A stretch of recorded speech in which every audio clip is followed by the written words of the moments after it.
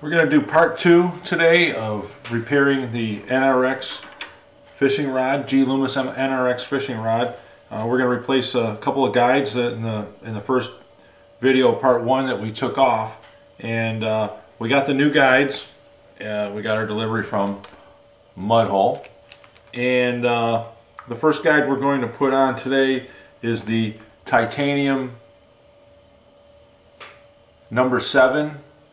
That is the third guide up from the reel, and we're going to put that on. We're going to wrap it up and go from there. Okay, I've got the guide taped down to the rod blank, and so maybe you can see that a little better. And you know, a lot of guys like to use rubber bands and other things, and you know, to me, a little bit of this fine line tape that you can get at your automotive refinishing store works great. It's a little expensive, but as you can see, I use about a couple inches per guide. It's no big deal. It doesn't leave any residue when you pull it off. Made for the automotive industry for taping out fine lines on vehicles before they paint them. It works good for me. And we're just going to go ahead and wrap this guide and enjoy the view from the new tripod that I got in the shop this week.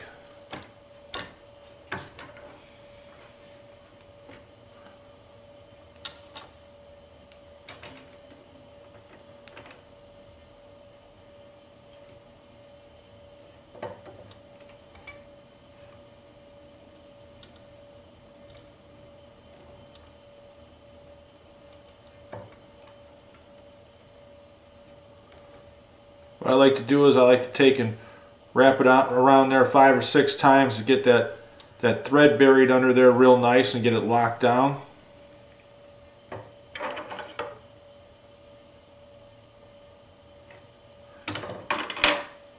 Cut off the excess,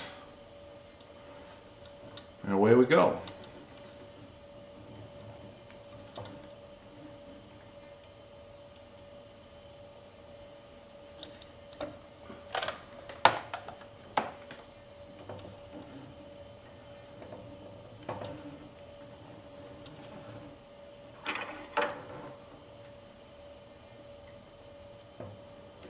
I'll get you a little tighter shot of this. See if you can see a little bit better as I'm working here.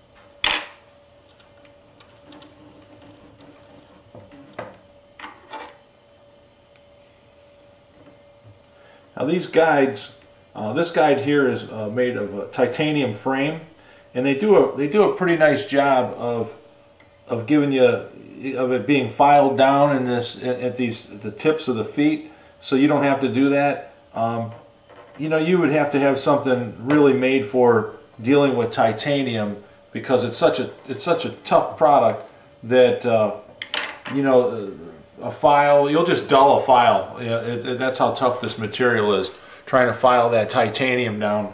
And you know, so they do a nice job of ramping that up for you, so you don't have to do very much of that.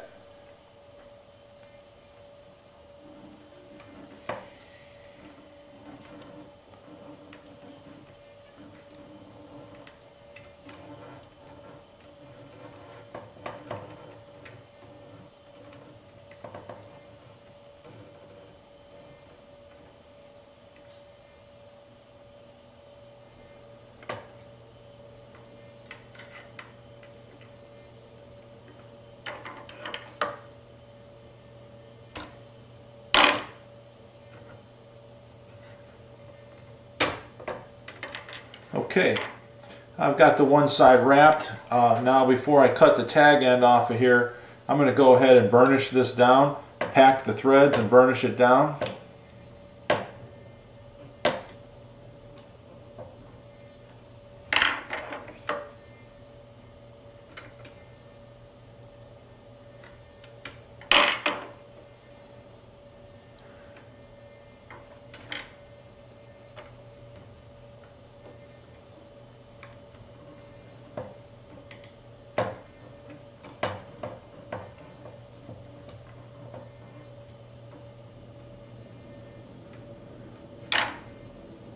Now I'll move on to the other side here and do the same thing.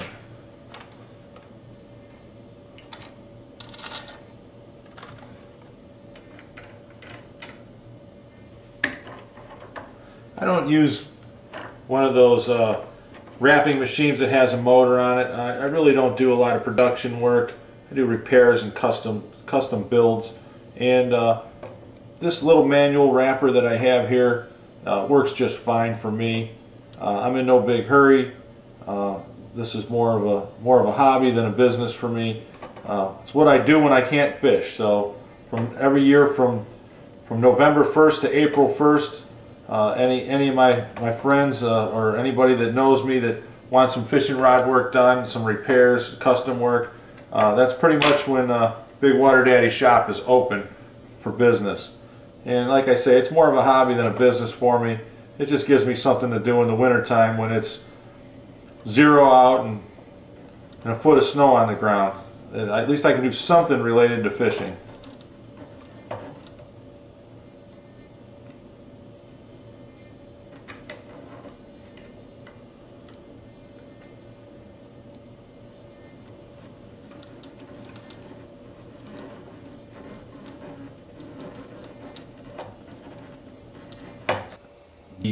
End on it here is just a line keeper, something you guys pro shops.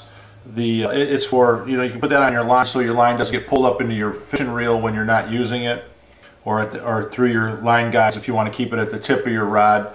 And a little bit of epoxy there to make to hold it in place so that line doesn't slip off of there. And that's what I use to pull the thread through when I'm finishing off a wrapping here, as you'll see.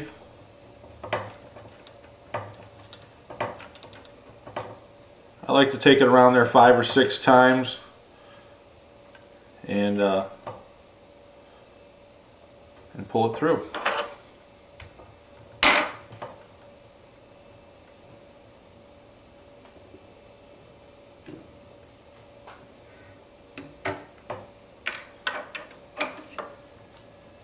And once again, I'll pack it and burnish it.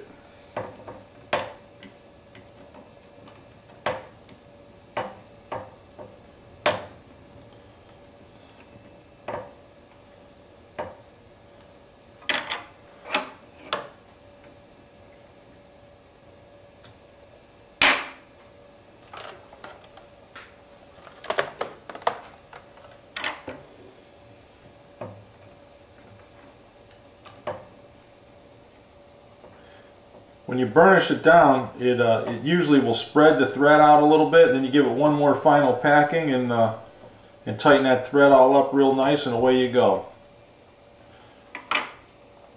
Now at times, because of the way I do it, pulling that tag end through and then cutting it, at times I'll have a little bit of thread, a little burr, a couple strands that stick up, and what I'll do is I'll take the micro torch and fire it up and pretty much just wave it right past there, and the little frays that are sticking out of there will just disappear.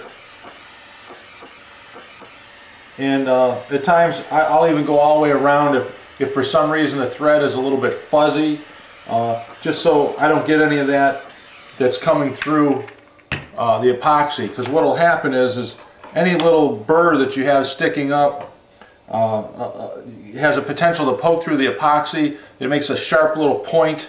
You rub your fingers over it, you can feel there's a sharp little point there. Then you have to come back and cut it off with the knife and put another coat of epoxy on it, which is really no big deal, but if I can prevent that from having to do that step, takes, as you saw, it took 2 seconds in order to clean that up, and this guide here now is ready for epoxy, ready to go.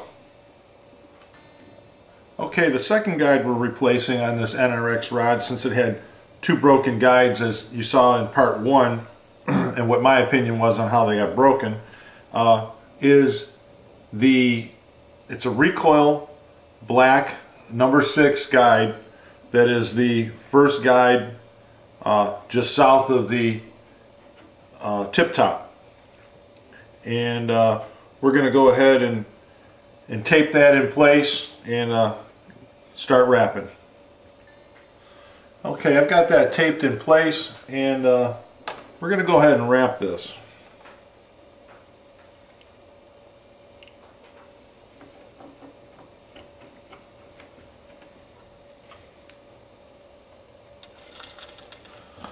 I'm going to use a little less tension. We're up here in the thin part of the fine part of the rod. It doesn't require as much tension. There's a dial on here with some numbers that really don't mean a whole bunch to me, but usually when I'm down on all the way on the south end of the rod down there, you know, doing the wraps for the big guides, I'll usually set this at about 3, and you know, as I come up, you know, 2.5, and when I get up to the tip, around 2. Like I said, the numbers don't really mean a whole lot, but it's just a reference, a scale for, so I know where I'm at, and if I want to dial the tension back a little bit. One thing you don't want to do is have too much tension, because then things need a little bit of room to move when you adjust the guides, and you don't want to really plant that guide down real hard on the rod. You want to leave a little bit of room for movement until the epoxy, you know, to get the epoxy in there and set up. And you know, it's really an acquired feel and a preference on how tight you make the thread.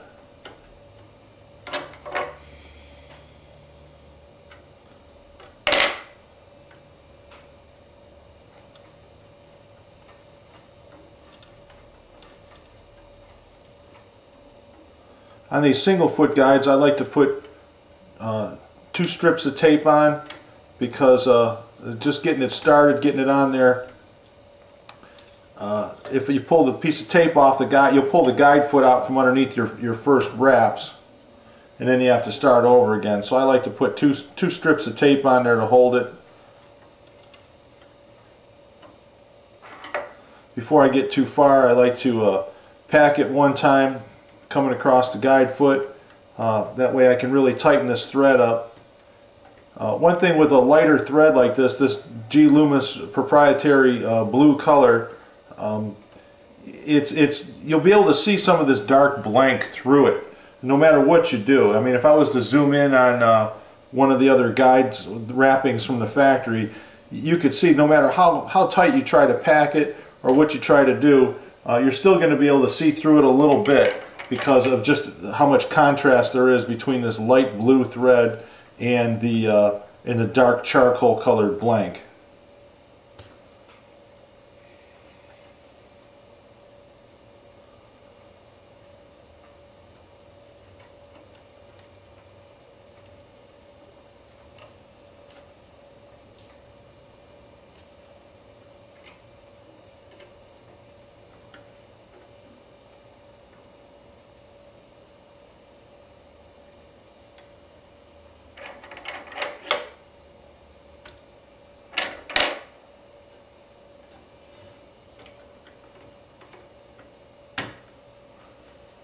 Okay, now I'll just burnish, pack and burnish. We'll cut the tag in and make sure everything is ready for epoxy.